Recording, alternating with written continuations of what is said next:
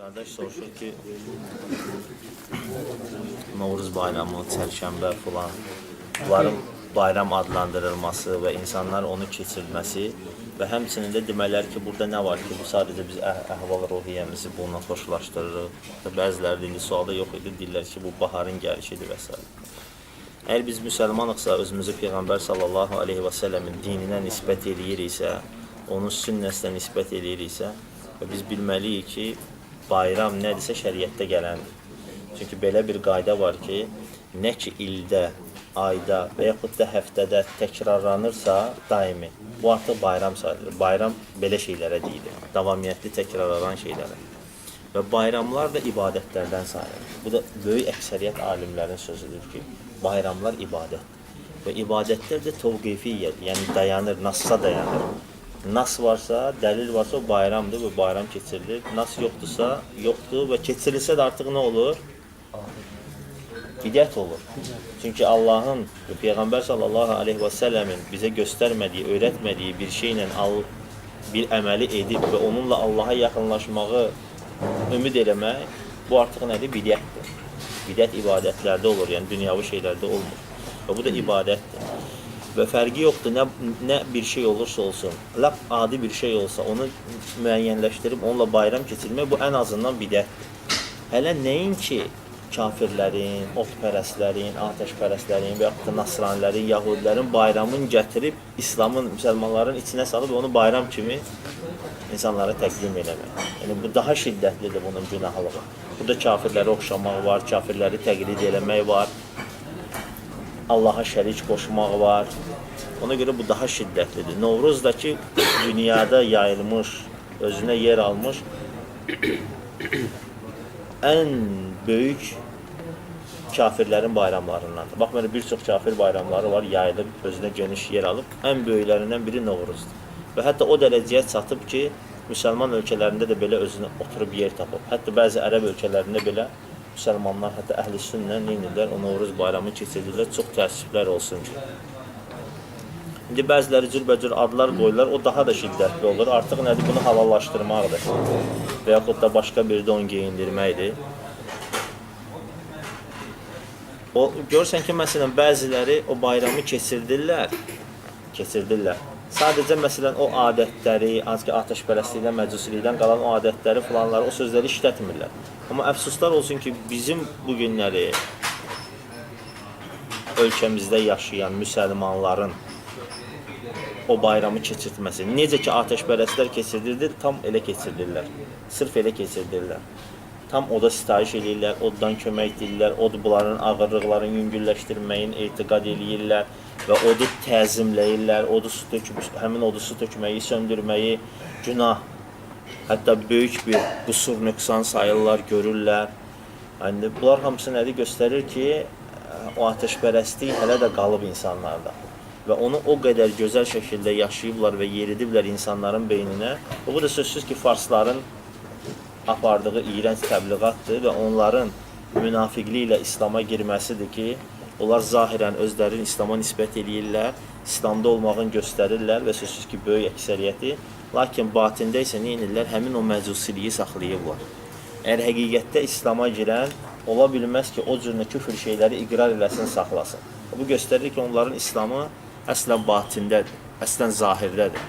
Çünki görürsən ki, o cürünə bayramları, o cürünə küfür etiqadı, hətta bu günləri baxsan, onların məsələn ən məşhur gəmiləri və s. bəzi məsələn böyük dağlar filan, bəzi şeylər var ki, hələ də onların o ilahların adı ilə gedirlər. O ilahların adı ilə adlandırırlar. Hətta onların məsələn bəzi məşhur məsələn texniki əşyaları, hansı ki, evlərdə işlənilir və s. onların üzərində də həmin ilahların şəkilləri var.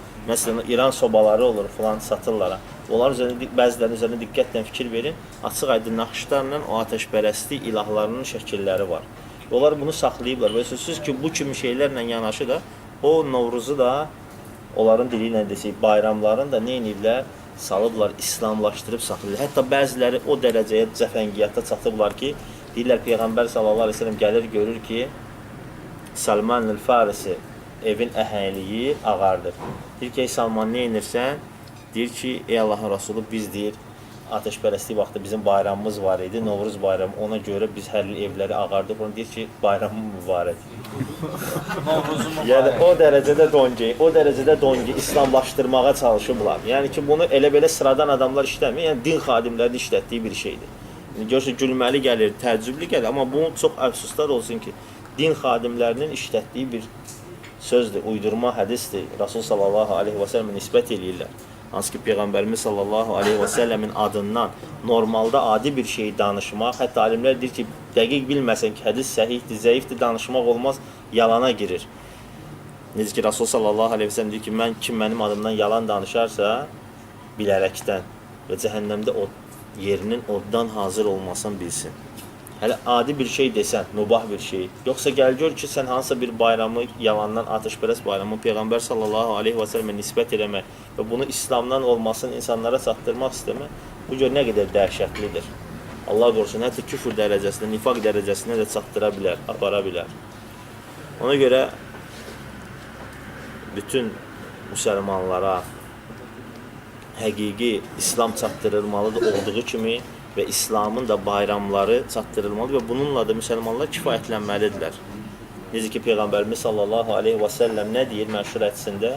Deyir ki, Allah Taala o iki bayramı sizin üçün Qurban bayramı və Vitr bayramı ilə, yəni Ramazan bayramı ilə əvəz elədi. Vəssalam, bizim ildə cəmi iki bayramımız var və həftədə isə cümə günü. Həftədə isə nədir? Cümə günü və bundan artığına getmək, artıq nədir? Peyğəmbər sallallahu aleyhi və səlləmin eləmədiyi bir şeyi etməkdir. Allah Taala bizim xalqımızı bu cürünə iyrənc bidətlərdən, xurafatlardan uzaq eləsin. Bunların başlayanda biz ümumiyyətlə nəyə mükəlləfik? Biz nə eləməliyik, nə deməliyik, nə deməməliyik? Sadəcə gözəl şəkildə, gözəl əxlaqla, həddi aşmadan inkar eləməyə çalışmalısan. O heç qəlbdən yoxdur. Yox. Laf belə dili ilə də, əli ilə də gözəl bir şəkildə bacarırsansa, onu inkar eləməyə çalışmasın. Məsələn, sən həyətində eləyirlərsə, onu evində eləyirlərsə, onu sən əlinlə düzəltməlisən. Yox, başqaları eləyirsə, əgər gözəl şəkildə sən çatdırma qabiliyyətin varsa, dilinlə eləyirsən. Bunları artıq heç birini bacarmayanda, ən azından qəlbinlə onu inkar eləyirsən, onun da təzahürü odur ki, o kimi şeyləri tərk eləmək. O yerləri, o atributları filan tərk eləmək, uzaq olmaq və ümumiyyətlə qatışmamaq. Yəni günah daşımırıq da, əgər məsəl üçün məhəllədə Əlbəttə ki, belə şeylərin məsuliyyətin, elə şeylər məsələn, vali-il əmr daşıyır. Yəni sıradan olan insanlar ümumi şeylərə daxil ola bilməz və onu inkar eləmək də onların işi deyil. Yox, əgər kimsə bacarırsa, sözü keçirsə, orada onun sözünü eşidəcəklərsə, fitnə düşməyəcəksə, əlbəttə ki, gözəl şəkildə nəsiyyət eləməlidir, tövsiyə eləməlidir. Baklava şəkər bura göndərilir sənə. Valla o şeylər belədir ki, qadağa gəlib o məclislərdə oturub onları yemək, istifadə eləmək. Bildim, başa düşdüm. İndi o neyini? Onu neyinəmək deyəndə ki, əgər baxırsan, sənin o yeməyin, istifadə eləməyin, ailivə pis təsir eləyəcəksə, o bayramı onların gözündə adiləşdirəcəksə və yaxud da sevdirəcəksə, o zaman yemirsən. Bu yöndən. Yox, ancaq belə normalda hamı bilirsə ki, yəni bu onsuz da bir şey deyil o bayram, İslamdan deyil, bu əslində küfür bayramıdır və s. O zaman bir şey yoxdur, çünki yeməklərin əsli halaldır. O da ət deyil ki, deyək məsələn, başqa şey üçün kəsilib, artıq nəcisdir falan, yox. Ətdir, yəni əsas odur ki, ətdə problem onda olur ki, bismilləhsiz kəsilərsə və yaxud da qeyri-müsəlmanın kəsilsə. Məgər şəkər, bura, paxlava, Novruz bayramının atributları, simvolları sayılmırmı? Atributu olsa da. Allah razı olsun. Yeməyib onu neynəsin? Ətə bir şey verəcəm. Ha, ya. O qədər şey etmiş yəni. Qonşuya. Ya, o haramdırsa qonşuya necə vermiyor?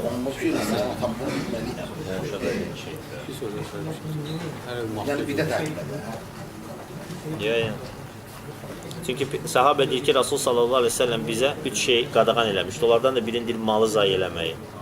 Və o şey də əgər əslən təmizdirsə, pakdirsə, mal sayılır o, qiymətli şey sayılır. Və qiymətli şeyi də zayi eləmək qadağandır ümumiyyətlə. Əgər gün çatan adam gətirir, sənə verirsə də şəkərli. O deməlisən, inkar eləməlisən, Qəbul əlbəttə. edə bilərsən də. Eləməyə də bilərsən. İndi yenə də baxır, hamısı onlar vəziyyətlərə qayıdır da. Bəli. Mən deyirlər, yəni qəbul eləməsin yaxşı ki, razılaşmırsan. Baxır vəziyyətə, o ən gözəli olar. Amma ki, gözəl şəkildə.